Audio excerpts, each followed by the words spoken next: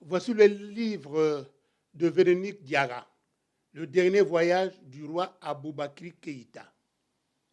Ce livre nous raconte un pan d'histoire africaine que nous ne connaissons pas.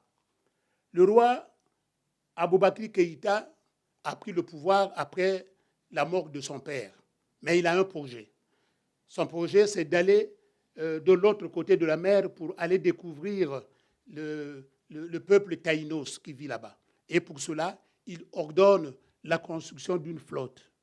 Voilà. Donc c'est un livre aussi très, très passionnant de Véronique Diarra.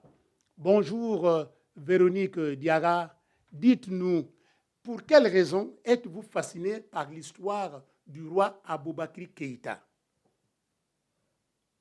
Bonjour Denis Malanda. C'est vrai, je suis fascinée par l'histoire du roi Aboubakry Keïta.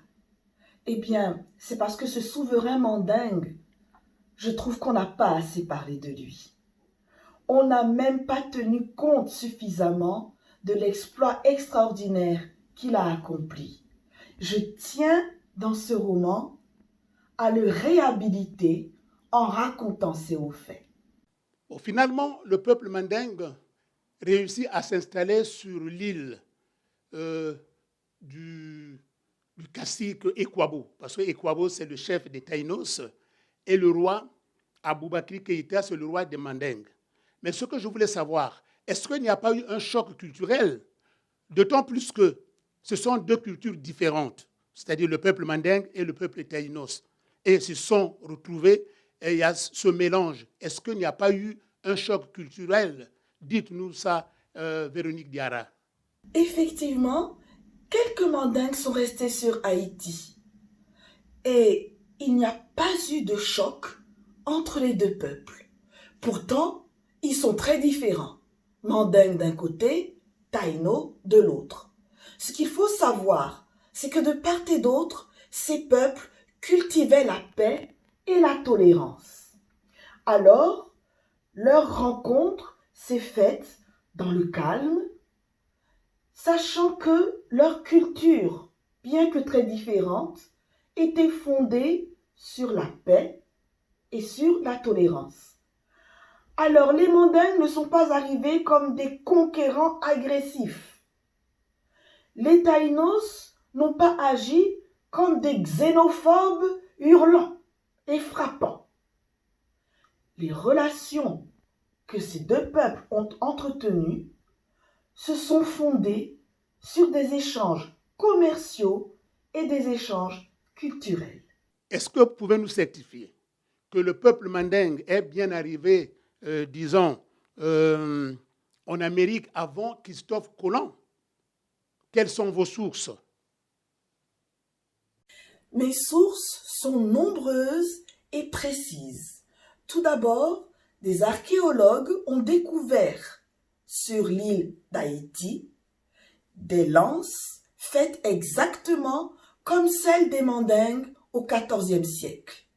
Il s'agissait de lances faites de 18 parts d'or, 6 parts d'argent et 6 parts de cuivre.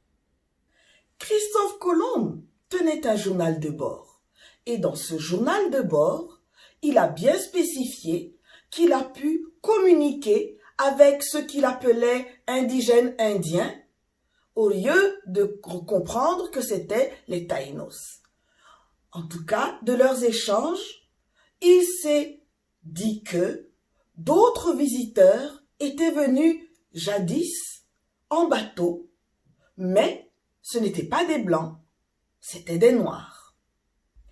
Par la suite, le roi d'Espagne, le commanditaire de Christophe Colomb, a tenu à avoir des preuves de tout ce que cet aventurier a raconté. Il a donc envoyé 2 chroniqueurs sur les îles que Christophe Colomb avait découvertes.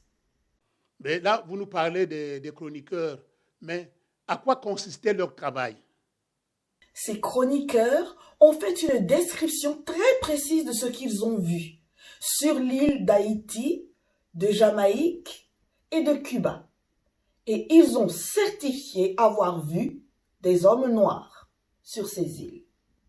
Est-ce qu'il n'y a pas eu d'autres personnes qui ont travaillé sur ce projet, disons sur ce travail, en dehors des chroniqueurs, si ces personnes existent, mais lesquelles, dites-nous, lesquelles qui ont travaillé en dehors des chroniqueurs en ce qui concerne, disons, ce problème puisque nous on a appris que Christophe Colomb a été le premier à découvrir l'Amérique. Mais là, vous dites que c'est d'autres. Mais quelles sont vos sources? Vous l'avez dit, bien sûr.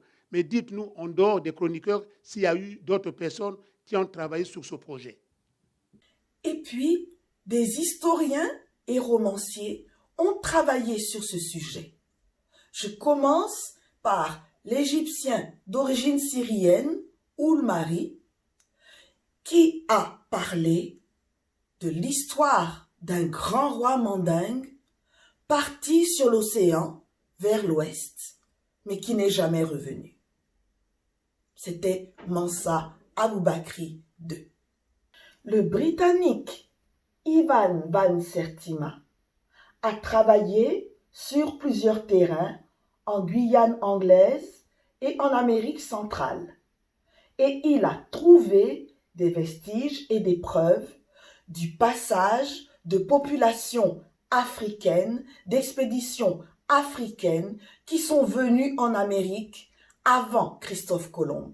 Et il a noté tout cela dans son œuvre They Came Before Columbus.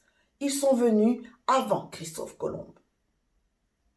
Le Français Maurice Delafosse, un administrateur du temps des colonies, un administrateur français, amoureux de la culture africaine, a appris auprès des griots, a écouté les traducteurs et a mis par écrit l'histoire du souverain Aboubakri Keïta qui est parti sur la mer et n'est jamais revenu.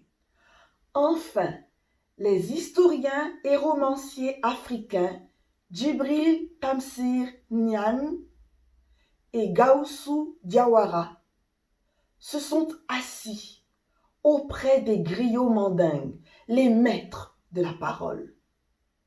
Ils ont écouté, ils ont appris et ils ont pu reconstituer l'histoire de Mansa Aboubakri II, petit-fils de Soundiata Keïta, qui est parti sur l'océan Atlantique avec sa suite, mais qui n'est jamais revenu.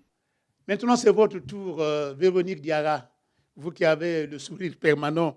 Mais dites-nous, quel est votre avis sur le recueil de poésie de Florence Renard? Le recueil de poésie Florore est une merveilleuse œuvre d'art. Chaque poème est accompagné d'une illustration. Et cette illustration n'est autre qu'un tableau de peinture abstraite.